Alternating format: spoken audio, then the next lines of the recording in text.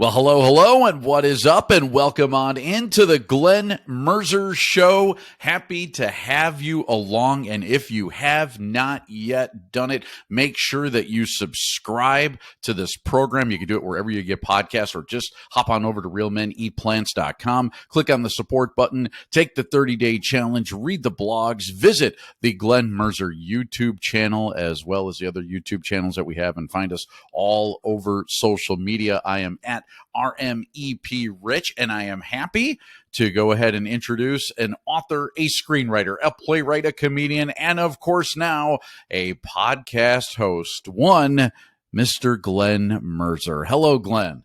Hello, Rich. Nice to see you again, and we've got a very special guest today. We have Robert Cheeke, who is one of the strongest vegans, in fact, one of the strongest people in the free world. Let me give you his intro here. Robert grew up on a farm in Corvallis, Oregon, where he adopted a vegan lifestyle in 1995 at the age of 15, when he weighed just 120 pounds. Today, he's the author of the books Vegan Bodybuilding and Fitness, Shred It, which I have right here, and it's a fantastic book full of exercise advice, fitness advice, and nutritional advice and recipes. And I have bulked up just in the few days since I've read it. He's also the author of Plant-Based Muscle and the New York Times bestseller, The Plant-Based Athlete. He's often referred to as the godfather of vegan bodybuilding. He's grown in the industry from infancy in 2002 to where it is today. As a two-time natural bodybuilding champion, Robert is considered one of Veg News magazine's most influential vegan athletes. That's a list that I'm on I'm right at the bottom of that list. He tours around the world sharing his story of transformation from a skinny farm kid to champion vegan bodybuilder. He's the founder and president of Vegan Bodybuilding and Fitness, maintains the popular website veganbodybuilding.com. He's a regular contributor to Vegan Fitness, No Meat Athlete, Forks Over Knives, and Vegan Strong. He's a multi-sport athlete, entrepreneur, and has followed a plant-based diet for more than 26 years. He lives in Colorado with his wife and 2 rescued Chihuahuas. First question, Robert, are those Chihuahuas strong, and are they on a plant-based diet?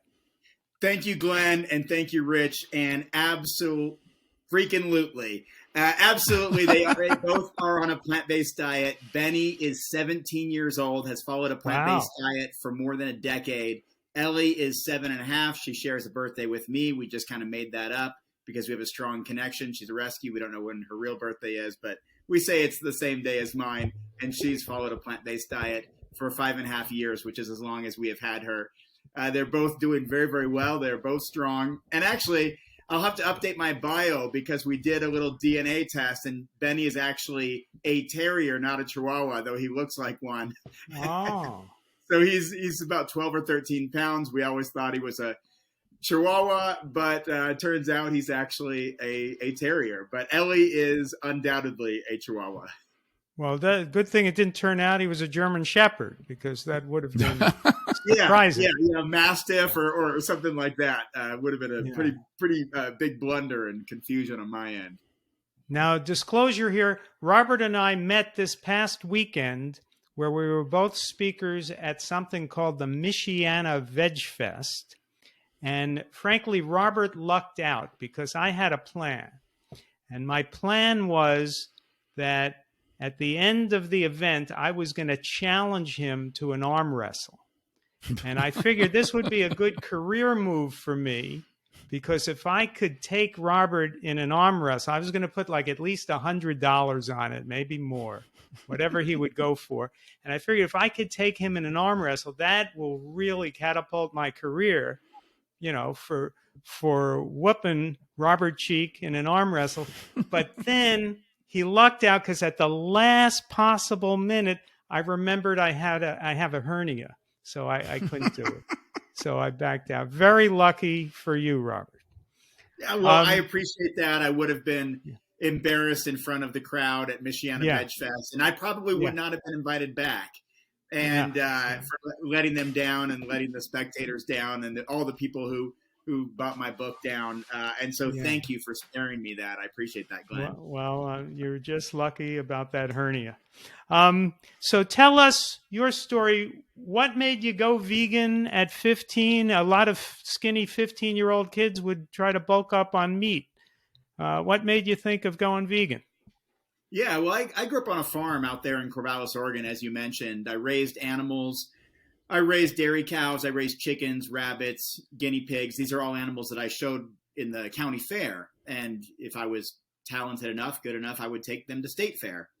And then at the end of the season, really the end of the year, end of the summer there, we would sell them at the auction.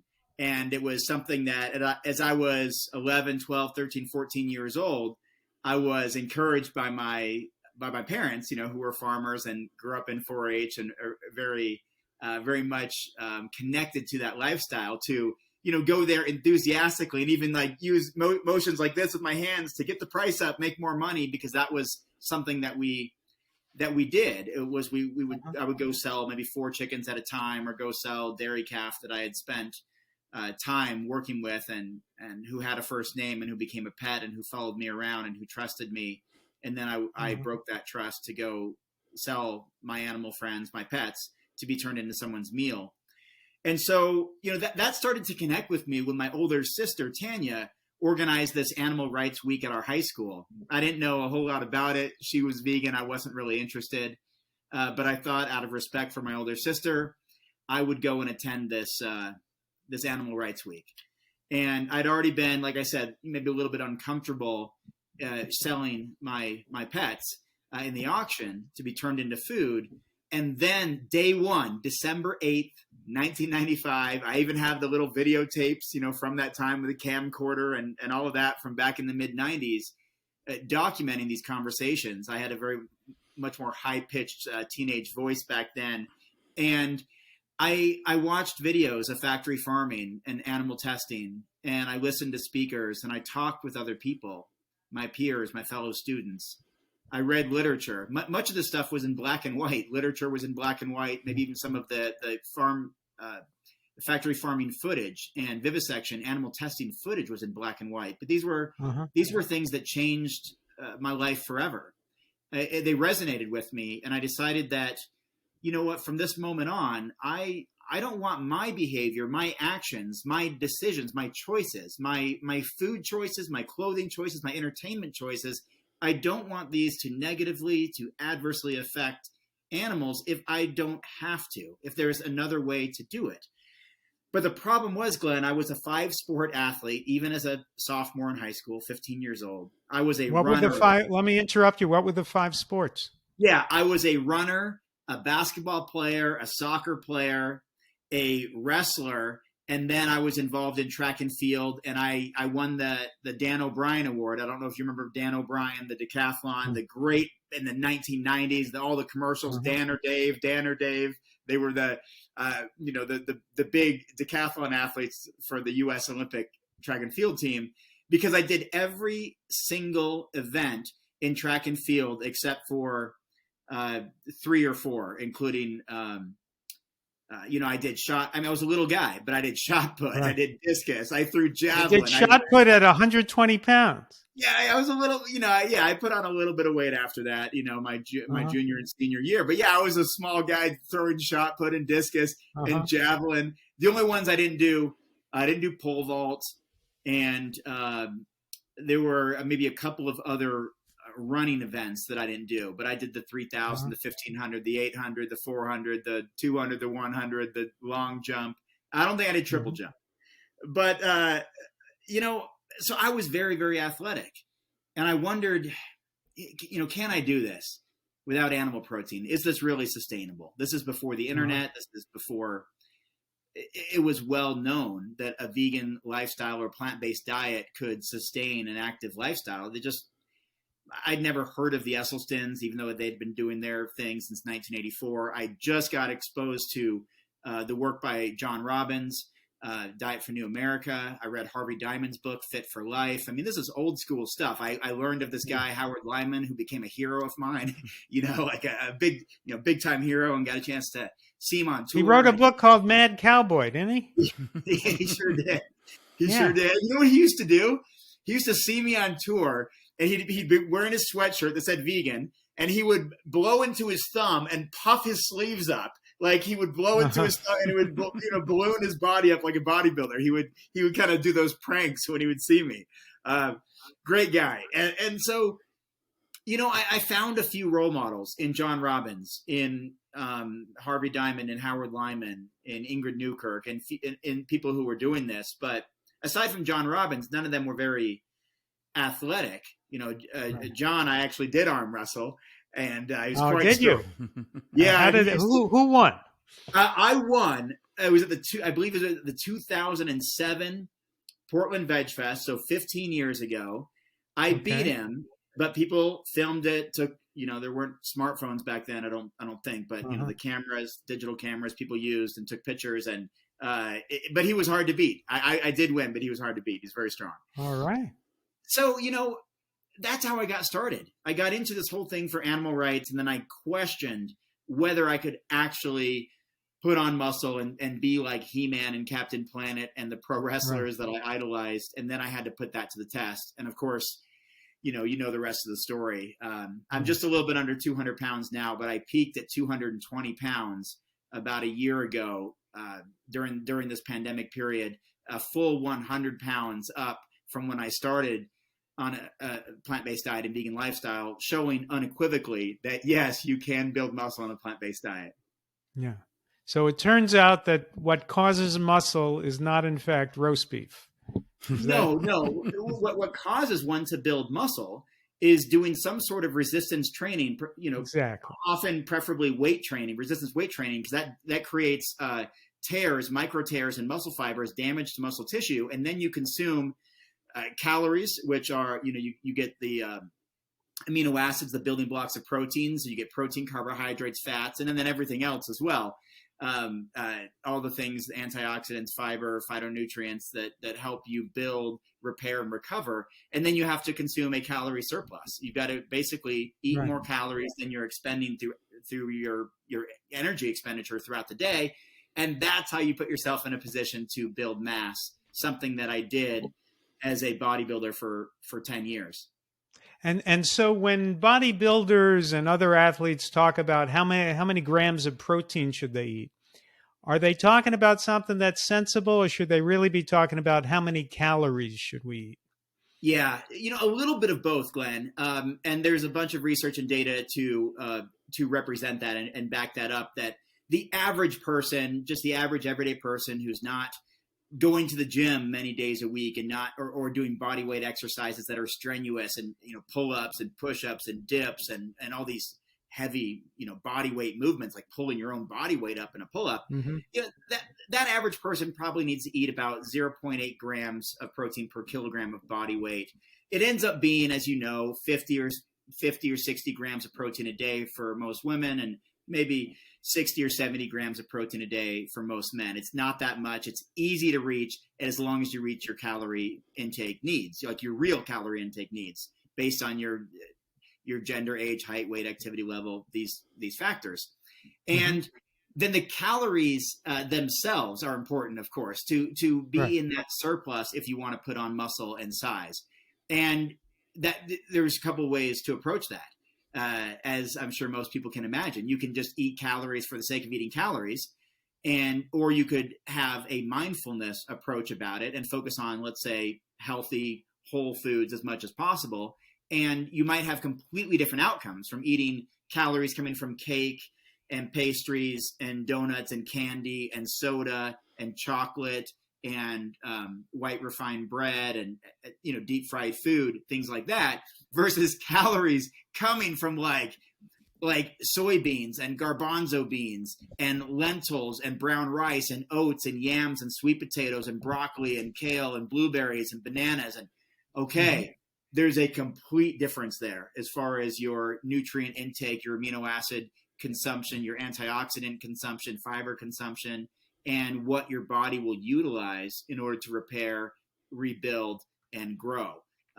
Not only that, but obviously keep you in a very healthy state compared to a state of maybe missing out, being overfed and undernourished, which unfortunately many people in our population here in America fall into that category.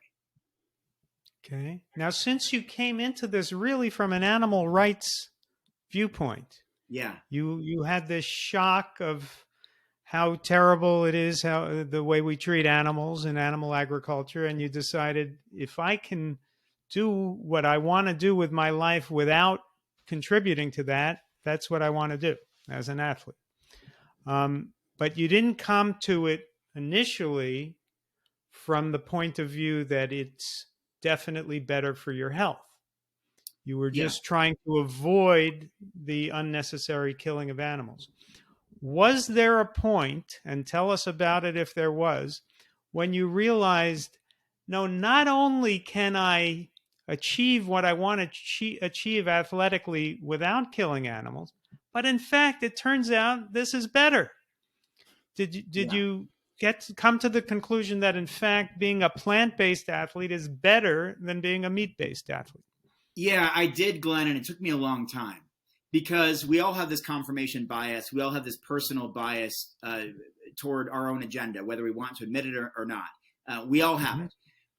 Our preferences, the people that we like, the foods that we like, the hobbies that we enjoy, entertainment we do or don't like, and a value system that we subscribe to, that we are often very committed to. Our political beliefs, our strong, unwavering support of certain sports teams, of musicians, of ways of viewing the world.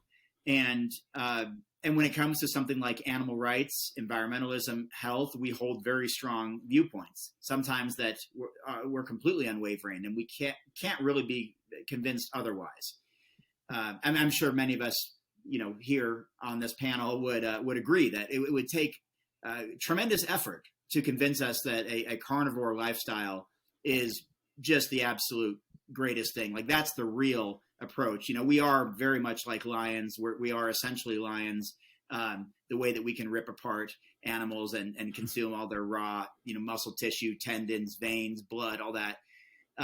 It would take quite a bit of convincing for us to switch from our worldview of eating plants and sparing animals and giving them consideration of living lives free of fear, pain, and suffering, to then just go and try to go take down antelope and elk with our bare hands and our fierce teeth and strong jaws. So that being said, Glenn, I was under no illusion that a plant-based diet was any better. In fact, I was told that it was worse for my health, but I didn't care. My father's an animal scientist, professor at Oregon State University, professor emeritus, retired now, wrote many books, almost as many as you. I think he wrote around a dozen books or so about raising animals for food. So he became a world expert in that. And he was very concerned for my health. The idea was, when I became vegan, that, Robert, I understand your interest in compassion towards animals, but this just isn't good for your health, and you should, heed this warning. Like, you should really take this seriously. And we all know, fast forward 25 years later, so many people come to a plant-based diet for their health. But initially, right, Glenn, and I think this is important, and it'll answer your question directly, I didn't really believe that it was better. And in fact, maybe I missed out on some early exposure in the newspaper. I had the Wall Street Journal call because there were a number of athletes becoming plant-based around 2007, I think it was. So I'd been vegan for 12 years at this point, if I'm doing the math right. And there was this football player, you might remember this, Tony Gonzalez, who adopted a plant-based diet. Dr. T. Colin Campbell worked with him with that. And so I was one of the original vegan athletes that anybody knew about, along with Brendan Brazier. So Brendan and I were being called by the Wall Street Journal, and they were asking about the benefits, the health benefits of a plant-based diet. And I remember around that time, the Wall Street Journal called me also, but that was just about whether I'd get a subscription. So that was... So anyway, continue. We were both on their radar for different reasons. Yeah. So what happened was, I did this interview, and I couldn't say with confidence that a plant-based diet was better. I described my ethical position of not wanting to contribute to unnecessary animal suffering, and I was completely left out of the article. And you might remember this, 2007, massive cover story. I don't know if it was cover of the whole paper or cover of the sports section, but it was called something like the 247-pound vegan. And it was an entire massive article about Tony Gonzalez and his plant-based diet in the NFL, which unfortunately didn't last so long for a variety of reasons. It lasted about a month, and then he was losing too much weight. I don't think he understood the calorie density aspect of it, and needing to consume the same amount of calories he was consuming before in order to maintain. And he was the best tight end in the history of the NFL at the time, and maybe still top 1 or 2 in history in the NFL. And so with many millions of dollars in his contract, their nutrition team, and I talked to Dr. T. Colin Campbell about this, they were very concerned that he was losing too much weight, and basically required him to start eating animals again. And so it wasn't until just a few years later, Glenn, when I got the call to come join Forks Over Knives and work with their team to launch that film. That was the first time I really thought about a plant-based diet being better than an animal-based diet going head to head. I had to learn. I had just been doing this lifestyle for 10 or 15 years, but it always came from this ethical perspective. And even though I worked for a nutrition company and I was starting to learn more about plant-based nutrition and taking a few classes here and there and learning and from Brendan Brazier and a few others, it really was that experience with Forks Over Knives and going on tour. I mean, imagine how cool that was for me. I went on tour with Dr. Campbell and Esselstyn and did film screenings around the country and throughout North America and Canada as well. And that's when it clicked. And then I took Dr. T. Colin Campbell's plant-based nutrition course through Cornell University. And that changed my life again, changed my life forever.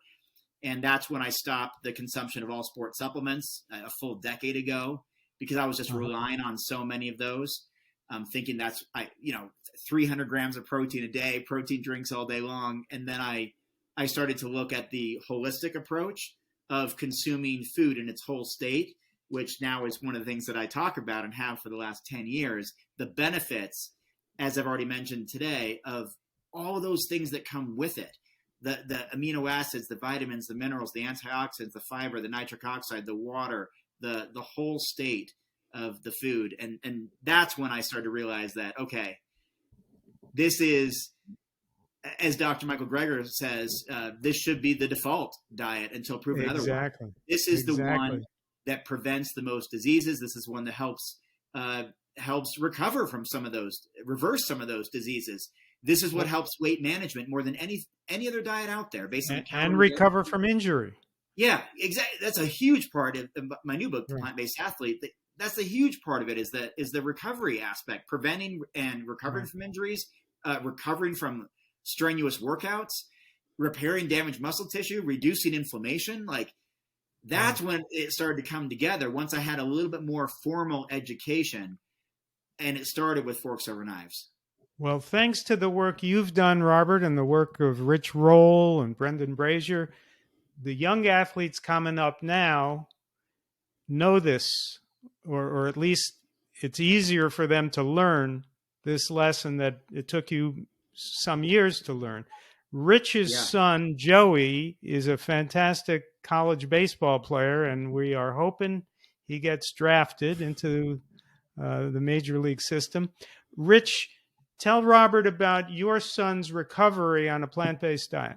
Yeah, a couple things you actually brought up too about bulking up, and my son was stuck at about 165 pounds for a couple of years, and so we were going that route before, and this was before I've been plant-based now for 3 years. We were going, okay, you got to eat more steaks and protein powder and whey protein and all this. We were pushing it on him, and he couldn't gain any weight, and he was always feeling sick. He had all kinds of acne problems, stuff like that. Switched to a plant-based diet. Not only did all that stuff clear up, but now he felt so much much better. He was able to consume so many more calories throughout the day. All of a sudden, now he's 225 pounds. And it was, I mean, and through a lot of hard work as well, and working with a personal trainer. And, you know, it's just, you know, it's electric what's happened to him. But he also ruptured his PCL back in February.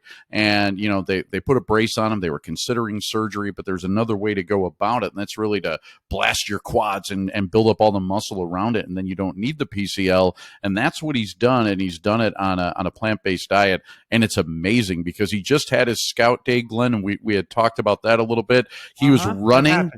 He was running faster than before the PCL injury. Wow. And I mean, obviously it's been through a ton of training as well, but he really attributes a lot of it to the plant-based diet, and doing that. But the effect that it's had on him and his ability to be able to not only gain weight and gain muscle, but do it in a good way, you know, where he's felt great about it. It's just absolutely incredible. And I don't think a lot of people understand, you know, like what you're talking about, that it can be done that way. That it's not just a fad. It's not just a freaky thing. Not only can you get by on a plant-based diet, you could thrive on a plant-based diet. In fact, you do thrive on a plant-based diet. And I don't think that's a message that a lot of people get. Yeah, well, I'm really glad to hear that about your son. And of course, I wish him all the best in his pursuit for higher level baseball. Did you say he's a pitcher? Did I catch that? Well, yeah. So he's actually an outfielder, but he does pitch as well. So he's a 373 lifetime college hitter. And then, by the way, he could throw the ball 92 miles off the mound. And he's left-handed and 6'4" and 225, like I said now, and runs like the wind and can hit the ball a country mile. And so a lot of baseball teams are interested in my son, as well they should be. Yeah, the future is bright, and I'm glad Absolutely. I'm glad you shared that story, Rich, because, you know, I had the opportunity to interview many of the best plant-based athletes in the entire world in my latest book, The Plant-Based Athlete. I'm talking about a dozen Olympic athletes, Olympic gold medalists, world champions, Guinness World Record holders, professional athletes in all types of sports.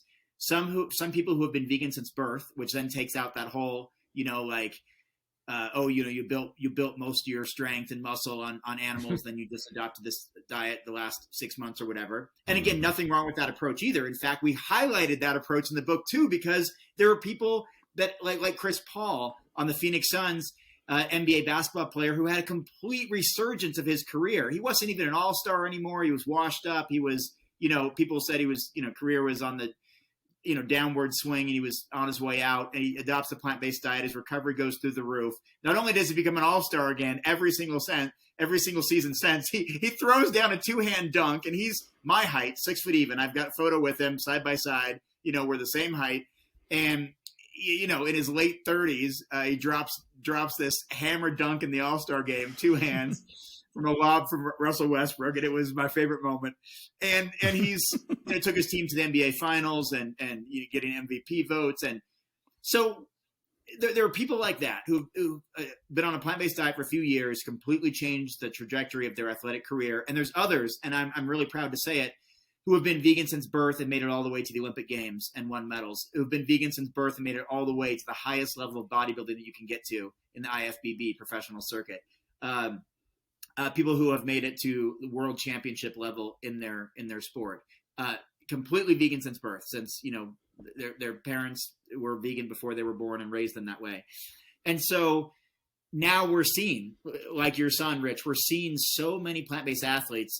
I would have to guess they're in the hundreds of thousands now. I mean, you look at, many, of course, are not well known. They're just people who are in high school and college or recreational athletes. They're all over the globe. I mean, you look at social media communities, they're by the tens of thousands in individual communities. You know, I even have entire, Facebook pages of 40, 50,000 plant-based athletes. So that's just in one little community of bodybuilders. And so they've got to be hundreds of thousands worldwide. And it's starting to catch on.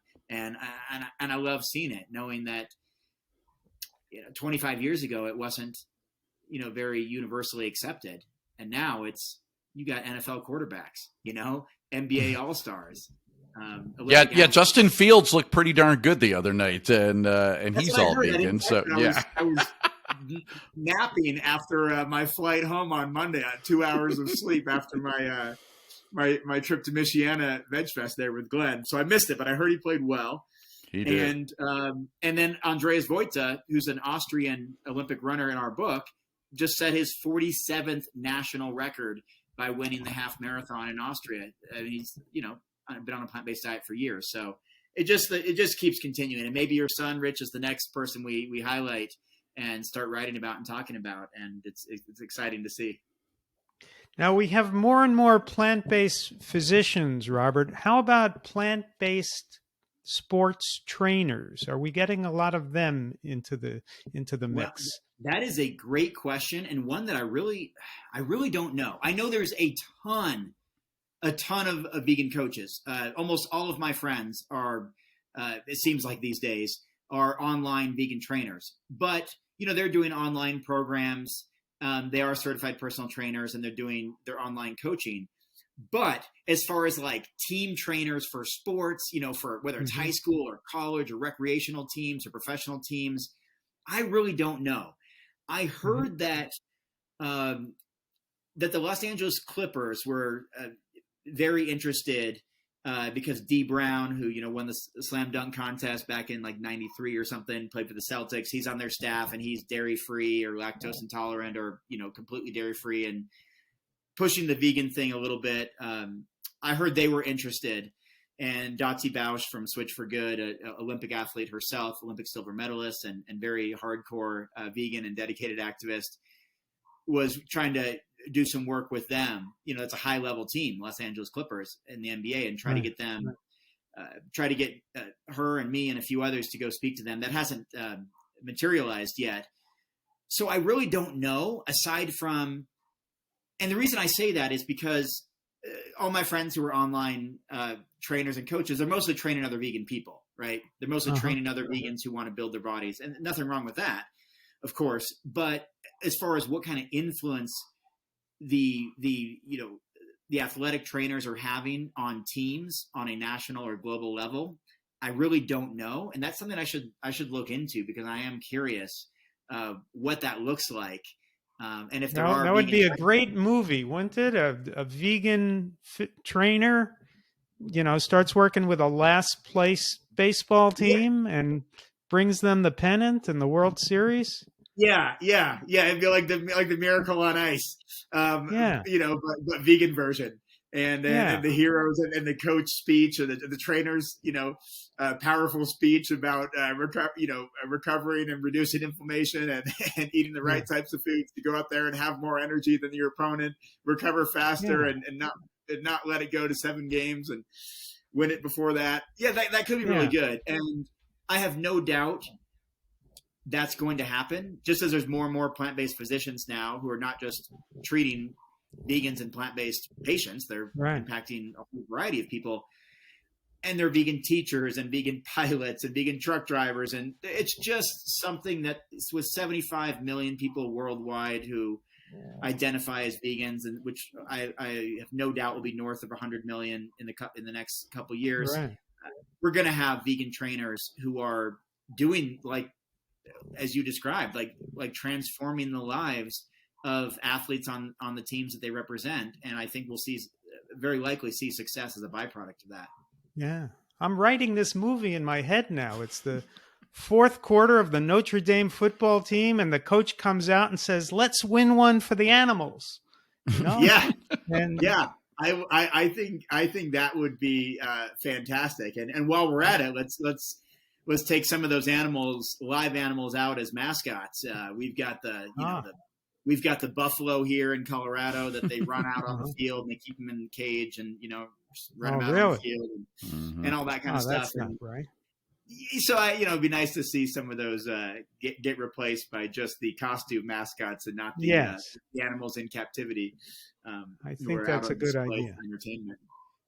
So what sports do you engage in these days, Robert? Well, I just came from the gym. I took a little bit of time off the last month. I've actually been on the road for 6 weeks straight, so I was a little bit lighter and Had less muscle when I saw you a couple of days ago than I've had in recent years. That's why I was thinking of that arm wrestle challenge. Yeah, you had a golden opportunity. I'm the lightest that I've been in 5 years. So I've taken a little bit of time off. I've been working on new books and this kind of stuff, and traveling like crazy to position myself to land this new book deal, which I just did. Congratulations! Signed my book contract this morning, actually. So it was a year in the making, and it just happened. So I go to the gym these days. During summertime or warmer weather, I really enjoy hiking. I did a lot of that when I lived in Arizona, not quite as much, ironically, now living in Colorado, which is the #1 outdoor sports state in America. But, basketball is a favorite sport of mine, and I'll play that every now and then, even if just by myself shooting baskets. Soccer is a favorite sport to participate in or play, and I keep telling myself I'm going to join one of these adult leagues, for people over 40 years old, and kind of reliving our old like high school glory days, playing soccer. But I just haven't done it, partly because I travel quite a bit, and I just don't know that I can commit to being around for a whole season. But so it's really dog walks. I don't know if you can hear them, but they've been very excited about the neighbors' dogs outside.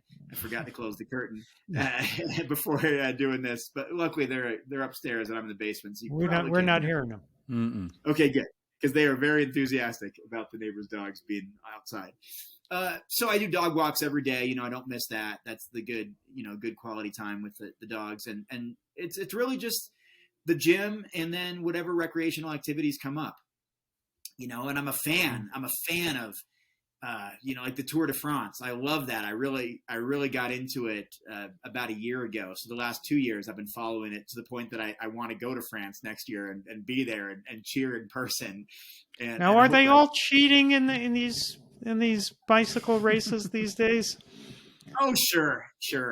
Yeah. Just like in mainstream bodybuilding, every single person is using anabolic steroids and stuff. And it's one of the reasons why I kind of moved away from bodybuilding. I mean, I always did natural bodybuilding in drug-tested federations. But when you talk about the Super Bowl of bodybuilding, the Olympia, the Arnold, these really big events where these guys are 330 pounds with 3% body fat and often don't make it past age 45. And this is true. I've known a dozen who have passed away before age 50. People that I knew personally, was in magazines with, photos with, people I used to communicate with, keep in touch with. It's not a sport for longevity. You'll hear about famous bodybuilders dying every single year in their 40s, some even in their 20s or 30s. And so that's unfortunate. And it's why I really promote the natural side of bodybuilding when I do promote bodybuilding. And unfortunately, cycling, I think, is kind of the same thing. Every single person on that level, the best on the entire planet, are all doing some sort of, whether it's blood doping or something like. I mean, I don't know that. And they do blood doping, and they can even cheat with their bikes, right? Yeah, I don't know. I don't want to say any absolutes, but I think it's just commonly known. Just like every single person who's a real fan of bodybuilding, who actually knows bodybuilders, that knows their name, watches the competitions. Every single person, 100% of them, just know that they're all on steroids. That's just it's universally understood. That's what the sport is based on. And I'm sure for cycling fans, and I'm kind of a brand new fan and a casual fan, but for longtime cycling fans, they probably know that it's very similar, where every single person is guilty of some sort of manipulation because every fraction of a second counts. And right. Now, I think in baseball, after scandals in like the 90s, baseball has cleaned up its act. Could both of you comment on that? Is that true? Professional baseball has cleaned up its act in terms of steroids?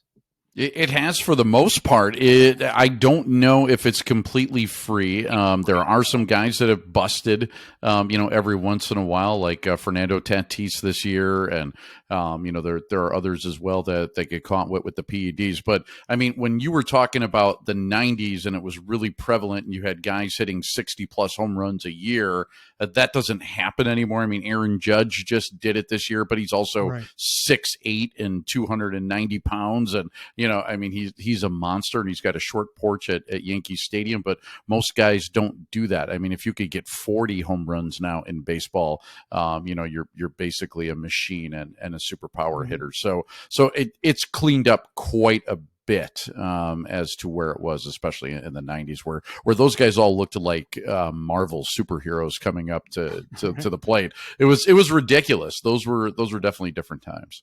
Yeah. Do you agree, Robert? Well, if I could just add this comment, I think one of the things that we often forget as sports fans is that at the end of the day, it's all a business, right? And I remember the Sammy Sosa, Mark McGwire era, just what it did to rejuvenate baseball. These guys were on steroids and they're guilty of that and all that kind of stuff, but it catapulted the sport that was kind of stagnant for a while. Just like bodybuilding wouldn't exist, nobody would go to see natural bodybuilders because it's not a freak show.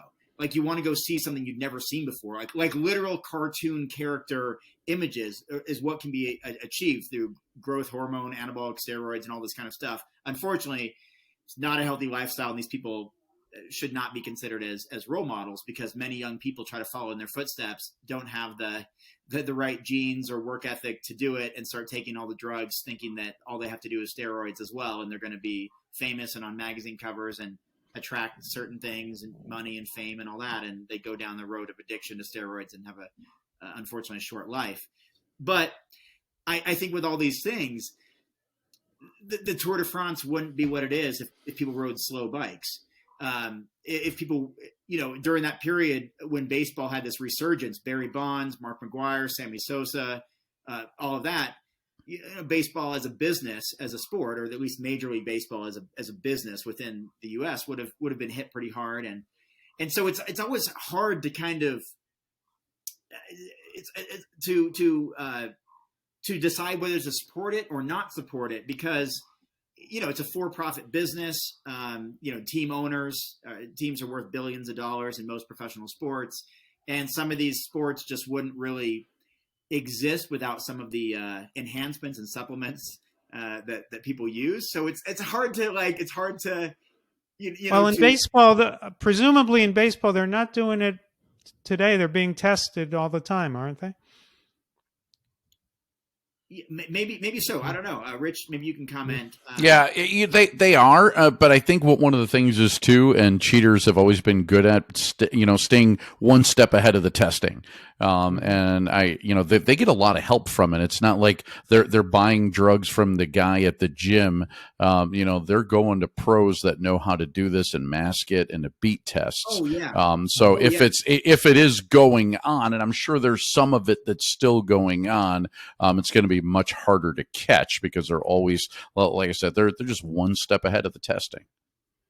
And there are even doctors. You can watch documentaries. There's doctors, physicians, people who are experts in this kind of stuff. There's this great steroid documentary I saw a while back where this guy, he's a chemist. He can make anything. He can make all kinds of hard drugs, and he can make that people would sell on the street, but he can also make very, very powerful steroids. And in fact, he had an underground lab, like literally underground in a tunnel in Nevada in the desert, where he would make all this stuff, and then had to move his operation to Thailand to not get busted, because the rules are different out there. And that's where most of the bodybuilding steroids come from, is Thailand these days, because the regulations are different.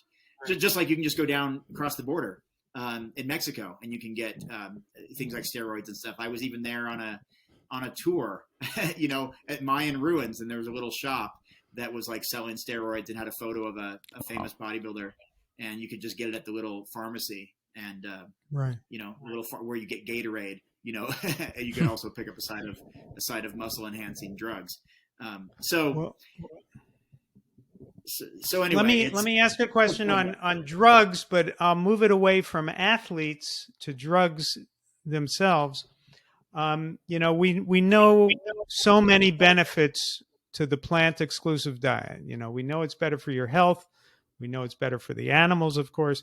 We know it's better for the environment. We know it's better for the climate. We know it's better for food security, that there will be more food if people eat plants instead of feeding the plants to the animals. But on the issue of drugs, I've always had a theory, and I don't know that this has been proved anywhere. But I don't know anyone on a low-fat, whole foods, plant-based diet plus heroin.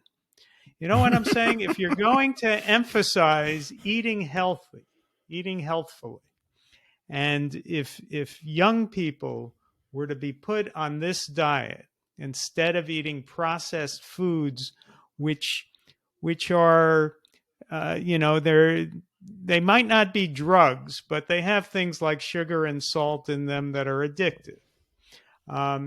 But if people eat a low-fat, whole foods, plant-exclusive diet and learn to cherish these foods that are nurturing to the human body, I think it will make young people less likely to then experiment with things that screw up the human body. Your thoughts? Yeah, I think there's probably some truth to that. Partly because we develop habits and behaviors, including nutritionally, many of them bad, including artificial flavors and colors and dyes. Red number 40, yellow number 5, blue number whatever those things are. We get addicted to those things. We get addicted to sugar, oil, and salt. We get addicted to deep fried food.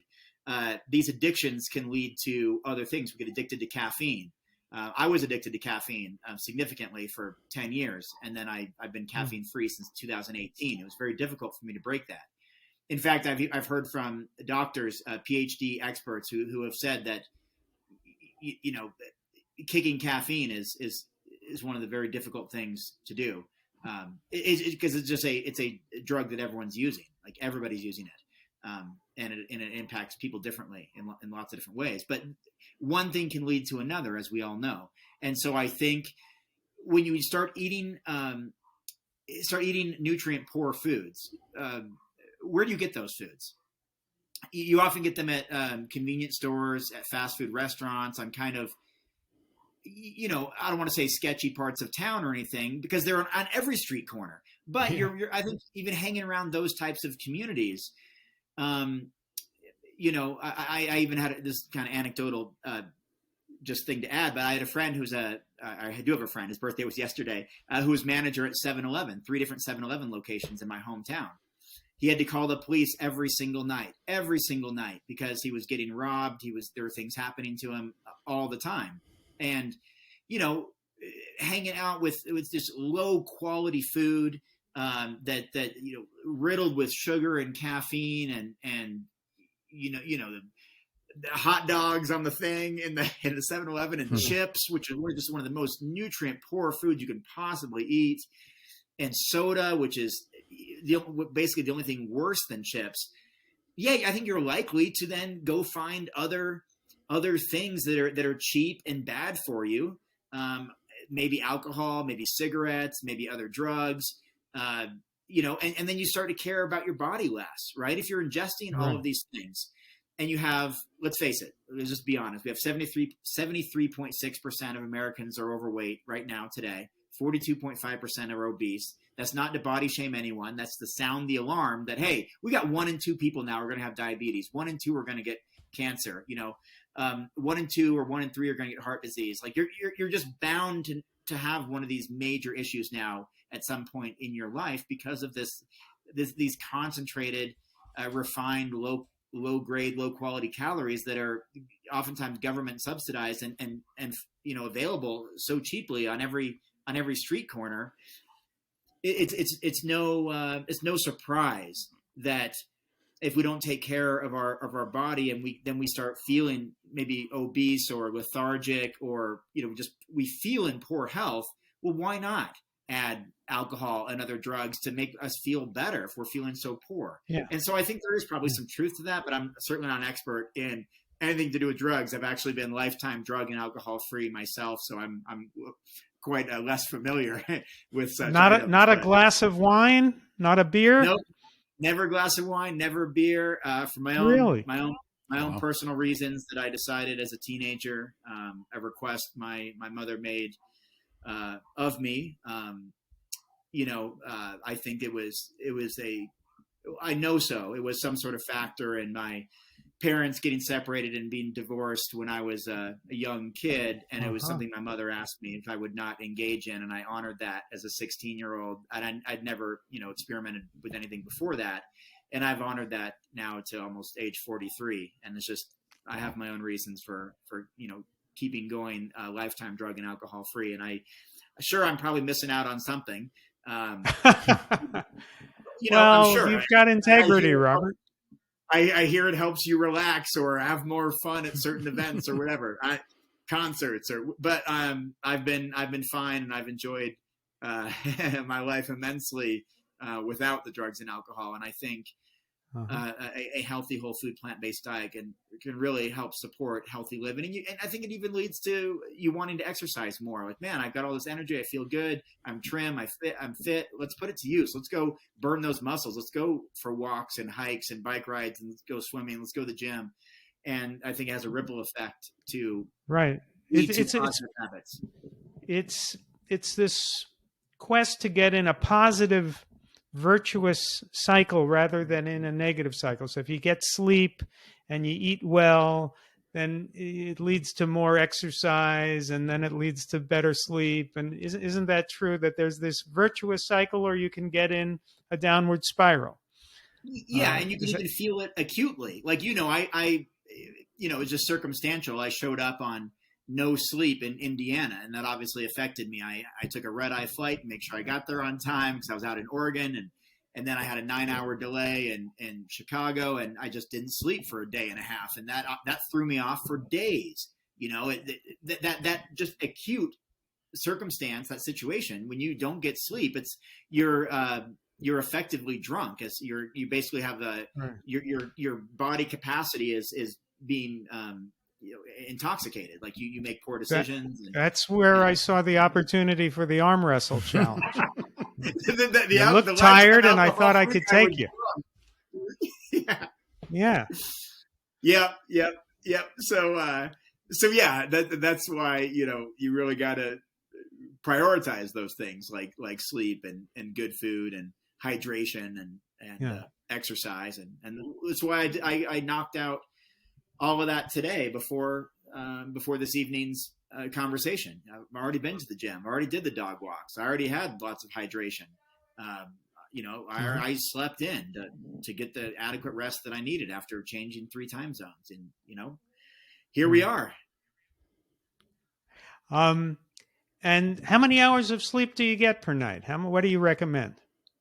Yeah, I mean, 8 to 9, I think. I think sometimes we live in this hustle culture that, these cliche statements, I'll sleep when I'm dead, or I can get by on 4 or 5 hours of sleep, or look how hardcore I am. I don't think there's anything to brag about by getting low amounts of sleep. In fact, I think all the research, all the studies show that no matter what ails you, no matter what problem it is, everything seems to get better to some degree. The more sleep you get, like your condition is not going to get worse. You're going to either stay the same or improve. Whether that's your focus, your mood, your energy, your vitality, or whatever it is, it gets better when you sleep more. So I'm not ashamed to admit that. Yeah, I sleep in quite a bit. I get up like at 9:30. I keep pretty late nights. Go to bed after midnight, but I don't get up till like 9:30. I'm a writer like you, Glenn. I work from home. I set my own schedule, and I still have very productive days. And I, as much as anybody else, if not more, because of some of that focus. And then I just make sure the rest is there. I'm exercising, I'm breaking down muscle tissue. Sleep becomes even more important. I'm like you, I'm having to create. I'm not just going through the motions doing some sort of task, and there's nothing wrong with that. But my work is creative. I have to invent stuff. Basically, I have to create paragraphs, pages, chapters. I got to pull it out of the sky. I've got to come up with it, and I need a fresh mind in order to do that. A well-rested mind in order to be creative and write books that will go on to impact people on a large scale and make some changes around the world. All right, last question. What does a day of eating look like for Robert Cheeke? What do you have for breakfast, lunch, dinner, snacks? What's a typical day? Yeah. I don't know if you want my idealistic answer or my practical, more realistic answer. Let's go with practical and realistic. Let's be real. Yeah, so it varies, like I'd love to say, I'd love to say that every morning is oatmeal with walnuts and berries, but it's not. It's just not. It was at one time, but it's not. So today, I mean, I had some fruit. I had some orange juice. I had these little vegan muffins, which again, I don't normally have them, but I bought them yesterday. I thought, why not? So I had some little vegan muffins. I had, what did I had was that today or yesterday? Some sort of pasta, is a pasta dish for lunch. Oh, no, I had roasted potatoes, rosemary potatoes yesterday. Oh, very good. Yeah, I had a bunch of rosemary roasted potatoes. I'm getting yesterday and today mixed up. But in general, it tends to be fruit in the morning. I eat pretty light in the morning. I like things like fruit juice, coconut water, those types of things. I'm just really big on that. Lunchtime, I really like things like burrito bowls. I make my own, at home. I have rice and beans and avocado, lettuce, tomato, that kind of stuff.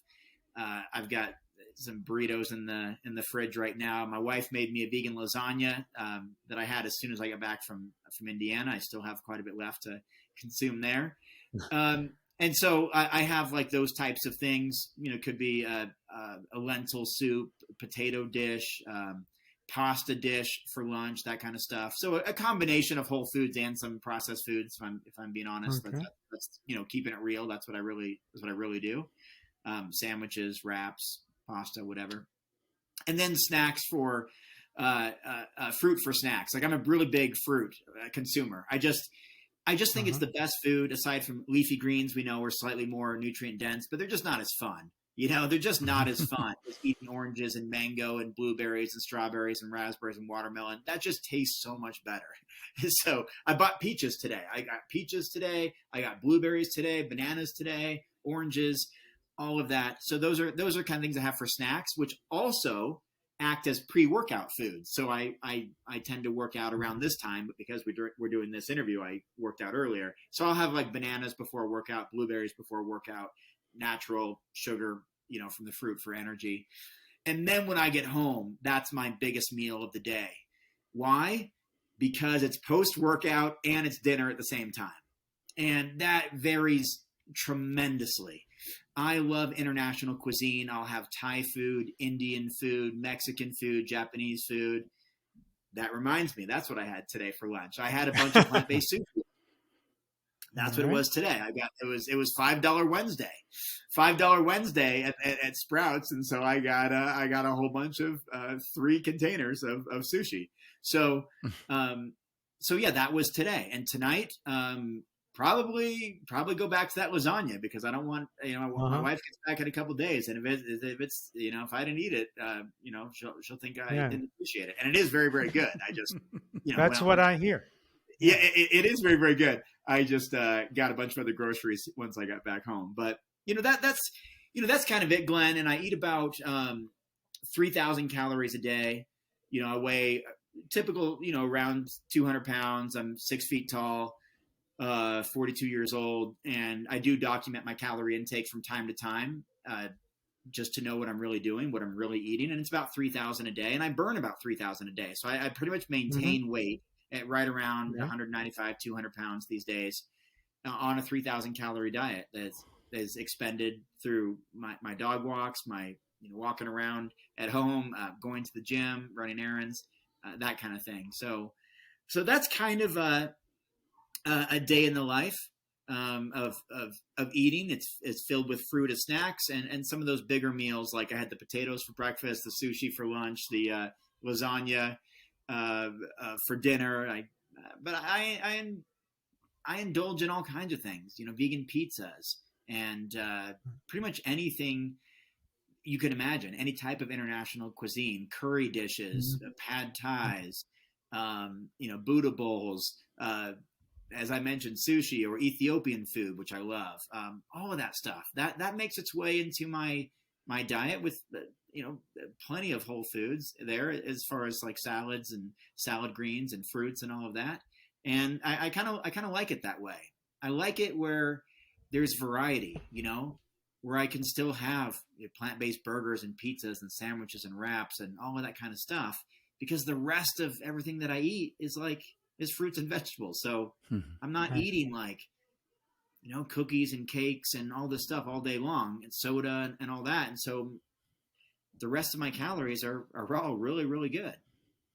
Well, there you have it, folks. You could eat really delicious food and a variety of food and become a plant-based athlete. And you heard that from the author of The Plant-Based Athlete, Robert Cheeke. Congratulations on the new book deal. Anything you want to tell us about the new book? Well, the new book is going back to my roots. This is my very first animal rights book. So I'm writing a book about effective veganism.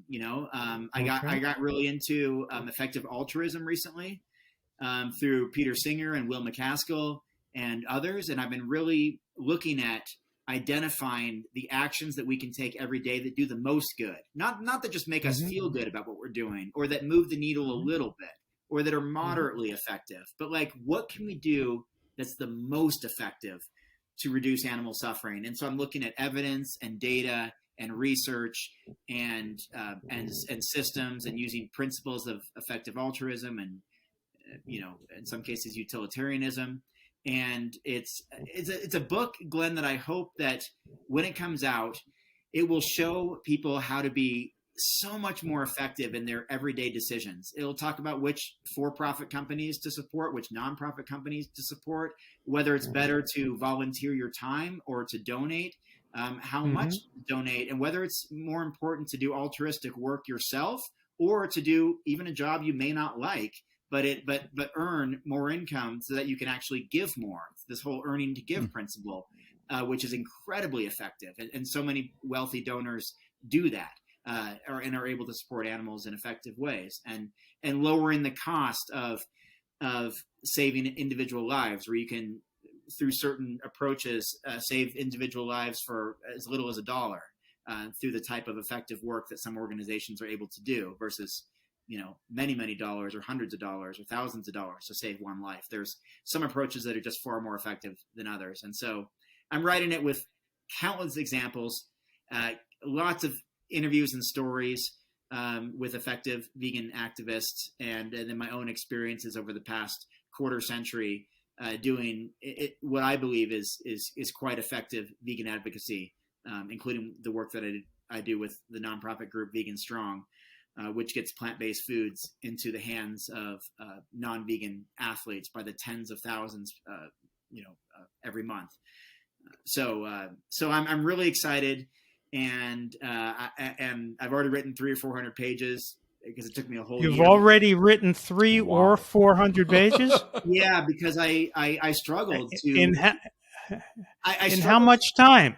I wrote about 600 pages in 6 months. So I was writing about 100, 150. No, wait a minute, Robert. I'm a writer. That's too many pages. You're giving me a hernia just thinking about this. No, I really do. I have a system, Glenn, I learned from a university president over a decade ago, who said, Robert, this is before I published anything, and I was trying to be a writer. And he said, Robert, I want you to write 2 pages every day. I don't care if it's good. I don't care if it's bad. You write 2 pages every single day, and soon you've written a book. And I took that to heart, and I wrote not just 2 pages. Some days I wrote 20, some days 30, other days 12, 15. And so, yeah, I write hundreds of pages pretty quickly, and oftentimes high quality writing as well. I even write, at the gym. I was writing today in between sets. I write in the evenings. I write when I have ideas come to me. And so anyway, I struggled to get a book deal at first. I got rejected 3 or 4 times over the last 11 months. And so I said, fine, I'm just going to write the book. And so I wrote about 300 or 400 pages for this particular book. And sure enough, just signed a book deal this morning. So, well, congratulations again. Your work ethic reminded me of a story when I first came to Hollywood in the late 80s. There was a woman, I don't remember her name, but she was like a screenwriting guru. Yeah. And she had a course that she taught how to write a screenplay in a week. And screenwriters would die to be able to write a screenplay in a week. I mean, even if you if you could write 52 of them a year, and even if you can sell a quarter of them, you'd make a fortune, right? So all these screenwriters came to the Writers Guild for her seminar on how to write a screenplay in a week. And I went there too, because the woman was clearly a genius, and she had a blackboard there, and she said, okay, day 1, write pages 1 through 15. Day 2, it's pages 16 through 27. And that was the genius. She, yeah, that's at the end, write the end, fade out. I think that's really it, Glenn. And I've given that advice to writers or aspiring writers all the time, that so I didn't miss a single day of writing for months and months and months. I had to write a minimum of 2 pages, even if I didn't start till midnight. I couldn't go to bed until I finished it. And that created a pattern of where I wrote hundreds of pages in a short amount of time. And my record, I wrote an ebook, start to finish, 232 pages in 6 days, including 2 rounds of editing, I believe. Well, as a writer, Robert, you're a better man than I am. You're a more disciplined writer than I am. On the other hand, I may be the better arm wrestler. So all these things balance out. But it's been a pleasure talking with you. Yeah, the new book will come out when, Robert? In a year? Oh, who knows? A year, 18 months. I still have to March to finish the actual manuscript, because my 300 pages is pretty rough. I gotta go through it and clean it up. So, in the meantime, you can get Shredded, which I highly recommend. Thank you. And you could get the Plant-Based Athlete. And Robert's got the website veganbodybuilding.com. Is that right? Yeah, I sure do. And where else can people find you, Robert? I hang out on social media: Instagram, Facebook, Twitter. Robert Cheeke. Just like your face, but with an E on the end. So I'm fairly active on those. I plan to scale it back as I get back into writing this new book, but I'm there. I'm still posting regularly. That's where I connect with people. So you can find me on social media. Just look for Robert Cheeke. Okay. It's been great talking with you. Rich, you want to sign us off? Yeah, absolutely. And by the way, Glenn, if you are going to get back into screenwriting and you have that pitch for that movie where the plant-based team goes from worst to first, do make sure that David Hasselhoff is in that movie. You were supposed to have a pitch for him, Glenn, and it didn't turn out well the last time. So make sure that the Hoff definitely gets some love from you. So, Robert, great job. I absolutely loved listening to you. Again, find him everywhere. Find us at realmeneatplants.com. Hit that support button. Take the 30-day challenge. Read the blogs. Find our YouTube channel then as well, and all over social media. Gentlemen, it's been a pleasure, an enlightened Glen Merzer show, and we will see you next time right here on the Glen Merzer Show. Bye-bye.